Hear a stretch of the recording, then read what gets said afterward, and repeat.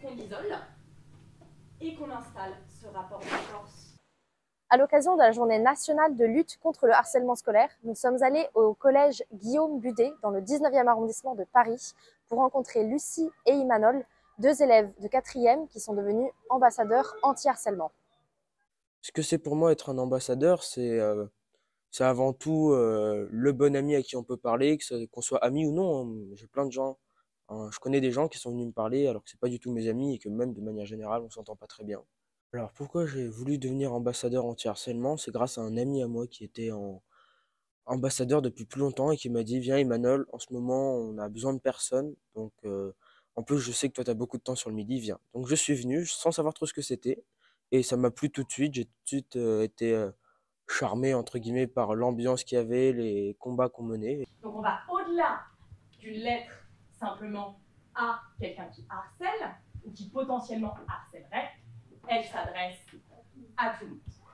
En fait, on apprend à repérer un cas de harcèlement, on apprend aussi à le gérer.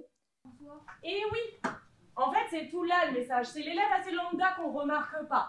Dans ces réunions, on traite des cas qui sont remontés ces 2 dernières semaines. On vide la boîte à paroles qui est une boîte mise en place dans notre collège au CDI où on peut déposer des plaintes anonymes ou des dénonciations anonymes pour permettre aux ambassadeurs de faire mieux leur travail.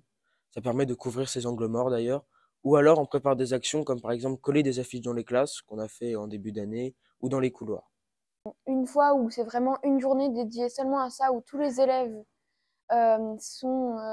s'investissent, je trouve ça que c'est une bonne chose. Peut-être que la première personne qui vient vous On écoute Imanol. se fera démonter parce que vous aurez de la répartie, vous lui répondrez. Il y aura toujours les deux autres derrière pour lui soutenir, lui dire non mais tu vas pas te laisser faire comme ça. On est directement parlé à une de nos réunions qui se passe une fois toutes les 2 semaines ou plus si besoin. J'en ai parlé avec eux. Ils ont tout de suite contacté les adultes et après ça ne retient, enfin c'est plus mon truc quoi. Je ne peux plus rien faire. C'est réglé par l'équipe bien-être comme a dit mon camarade. Si tu es témoin ou victime d'harcèlement scolaire, parle-en à un ambassadeur ou un adulte référent anti-harcèlement.